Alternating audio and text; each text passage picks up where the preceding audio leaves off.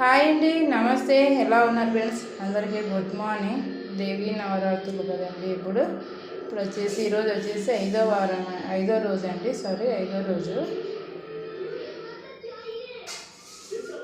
లక్ష్మీ వారం ఈరోజు. అందులో శుక్రవారం కూడా వచ్చేసింది కదా, అందుకు ఈరోజు తెల్లవారుజామునే లేసానండి. కుంకుమ అర్చన అయితే కూడా అమ్మవారిని చేసుకున్నాను. పూజ అయితే ఇలా పొద్దున్నే చేసుకున్నానండి. అమ్మవారికి అయితే కూడా చిత్రాన్నం పెట్టాను. తర్వాత ఆవు పాలు అయితే మాకు డైలీ వస్తాయి అన్నమాట. ఆవు పాలు కూడా పెట్టేశాను. పిల్లలు అయితే కూడా పొద్దున్నే ఇప్పుడు పెట్టేశాను అనమాట. నైవేద్యము చిత్రాన్నం ఒకటి అమ్మవారి దగ్గర పెట్టాను.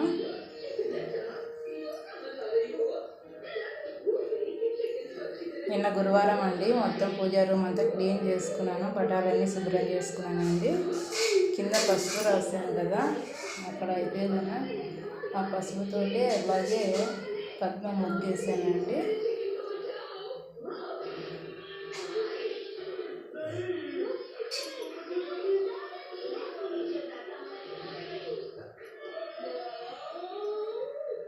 ఆ పెద్ద అయితే చాలా బాగుంది మమ్మీ, ముగ్గు అయితే కూడా ఇలా రోజు వెయ్యి బాగుంటుంది అని అంటున్నారు అనమాట.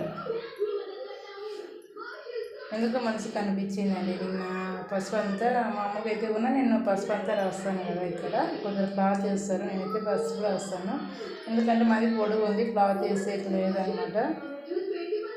చిన్నగా ఉంటే క్లాత్ వేయచ్చు, ఇలా పొడుగు ఉండేదానికి క్లాత్ చిక్కడం కష్టం కదా, అందుకోసము నేనైతే పసుపు రాస్తాను. అలాగే ఖాళీగా ఉట్టి బండ మీద పెట్టేకి కాదు అనమాట, మనసును బట్టి.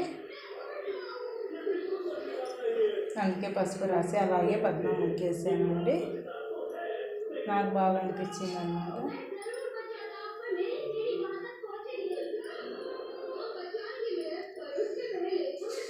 పటాలు క్లీన్ చేసేటప్పుడు అంతా వీడియో తీసేకైతే ఇంకొకరైతే కూడా సరిపోతుంది. నాకు స్టాండ్ కూడా లేదనమాట.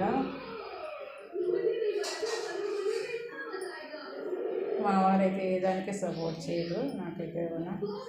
అందుకోసం పూజ అయిపోయిన తర్వాత ఏదైనా వంట అయిపోయిన తర్వాతనే వీడియో తీస్తాను అనమాట.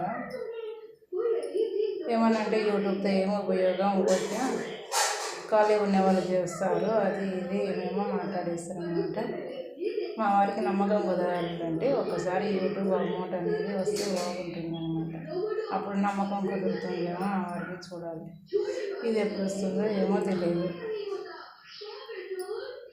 నాకేమో ఎడిటింగ్ చేసేది రాదు, ఎలా మాట్లాడాలో తెలియదు. ఇదే అండి నాకు మా వారికి మధ్య అలా జరుగుతూ ఉంటాయి అన్నమాట. బయట అండి తులసికోట దగ్గర పొద్దున్నైతే దీపం వెలిగించేసాను అన్నమాట. కొండెక్కేసింది. ఇక్కడ గడప దగ్గర అండి. పూజ వీడియోలు తప్ప వేరే ఏమి ఉండవు. అప్పుడప్పుడు వంట ఉంటుంది. నా వీడియోస్ అన్నీ బోరు కొడుతూ ఉంటాయి. పర్వాలేదులేండి, లైక్ చేయండి, సబ్స్క్రైబ్ చేసుకోండి. బయటికి వెళ్ళినా వీడియో తీసినా కానీ సౌండ్ ఎక్కువ వస్తాయి కదా, ఆ ఎడిటింగ్ చేసేకి రాదు. అందుకోసం మనసు రాదనమాట. ఏదో ఇంట్లో ఉన్నదే చేస్తూ ఉంటానన్నమాట వీడియో.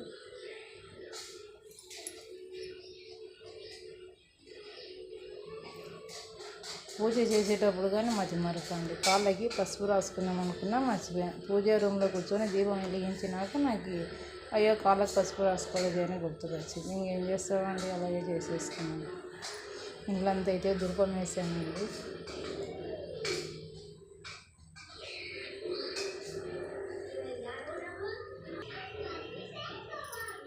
కిచెన్లో వచ్చేసి స్వస్తికి వేసానండి. రాత్రి మొత్తం అంతా క్లీన్ చేస్తాను కదా, స్టవ్ అంతా రాత్రి వేసాను అనమాట. బాగుంది కదా. పాలు పొంగన్నప్పుడు పొంగవు. ఈరోజు పాలు పొంగలని పెట్టాను, పొంగలేదండి. అలా ఒక్క చుక్క పొంగేసేయాలి అనమాట. మా తృప్తి కోసం పొంగినాయే ఏమో. విడి టైంలో అయితే బాగా పొంగుతాయి. ఇలా పూజ చేసుకునే టయానికి పొంగమ్మంటే పొంగదు అనమాట. అలా ఉంటుందన్నమాట. చిత్రాన్నం అండి. మా పిల్లలు మేము టిఫిన్ అవి తినేస్తాను. ఇక్కడ వచ్చేసి పల్లీల పొడి చేశాను.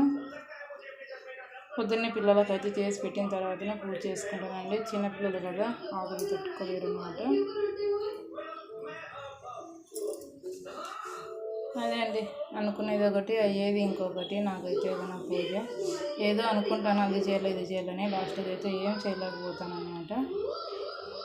కొన్ని పూజ వీడియోస్ చూసినప్పుడల్లా నాకు అనిపిస్తుంది, అరే నేను పూజ ఇలా చేసుకోవాలని, కానీ చేసుకోలేను అనుకోమని.